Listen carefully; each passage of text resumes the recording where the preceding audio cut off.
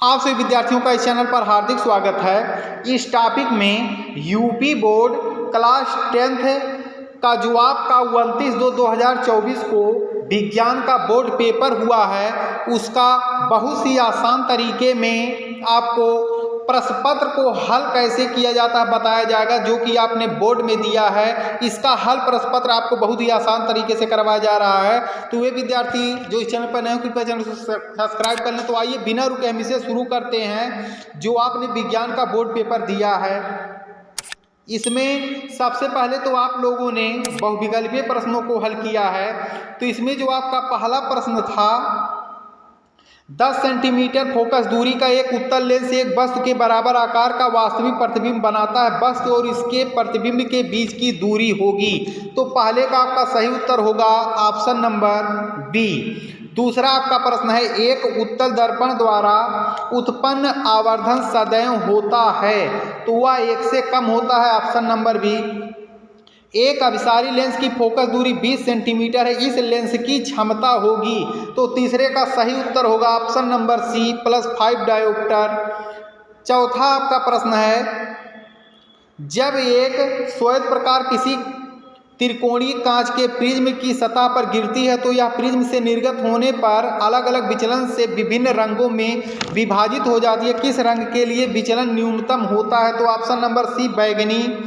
अगला आपका प्रश्न है, किसी पदार्थ के यल लंबाई तथा ए परिच्छेद के क्षेत्रफल के तार का प्रतिरोध 4 ओम है। इसी पदार्थ के अन्य तार की लंबाई 2l तथा परिच्छेद क्षेत्रफल a/2 है, तो उसका प्रतिरोध होगा। तो पांचवें का आपका सही उत्तर होगा ऑप्शन नंबर सी 16 ओम। छठवां आपका प्रश्न है, निम्नलिखित में कौन किसी परिपथ में वैद्युत शक्ति को प्रदर्शित नहीं करता? तो छठवें का सही उत्तर होगा ऑप्शन नंबर सी। सातवां है, किसी धारावाही चालक के कारण उससे r दूरी पर स्थित किसी बिंदु पर उत्पन्न चुंबकीय क्षेत्र होता है। तो सातवें का सही उत्तर होगा r के व्युत्क्रमानुपाती। भाग 2 आपका है, आठवां आपका प्रश्न, हाइड्रोजन आयन की प्रकृति है, सही है अम्लीय। धामन सोडा के एक अणु में जल के अणुओं की संख्या होती है, सही उत्तर होगा 10। निम्नलिखित में से कौन अधातु है? 10वां आपका प्रश्न है, तो सही उत्तर होगा ऑप्शन नंबर सी। धातुओं के लिए कौन सत्य नहीं है? तो 11वां जब आप ध्यान से पढ़ेंगे तो इसमें पहला आपका जो है ये सत्य नहीं है, ऑप्शन नंबर ए सही होगा। प्लास्टर ऑफ पेरिस की जल से अभिक्रिया कराने पर बनता है, तो 12वें प्रश्न का सही उत्तर होगा आपका ऑप्शन नंबर बी जिप्सम। 13वां आपका प्रश्न है, एथेनॉल को सोडियम से अभिक्रिया कराने पर प्राप्त होती है, तो 13वें का सही उत्तर होगा H2 गैस। 14वां है, मानव में लिंग गुणसूत्रों की संख्या होती है, ऑप्शन नंबर ए 23। शरीर के बाहर से ऑक्सीजन को ग्रहण करना तथा कोश की आवश्यकता के अनुसार खाद्य स्रोत के विघटन को कहते हैं, तो ऑप्शन नंबर आपका होगा सी श्वसन। 16वां प्रश्न है, मस्तिष्क का मुख्य सोचने वाला भाग कहलाता है, तो सही उत्तर होगा अग्र मस्तिष्क। निम्नलिखित पौधों में से किसका पुष्प एक लिंगीय होता है? तो 17वें का सही उत्तर होगा आपका पपीता।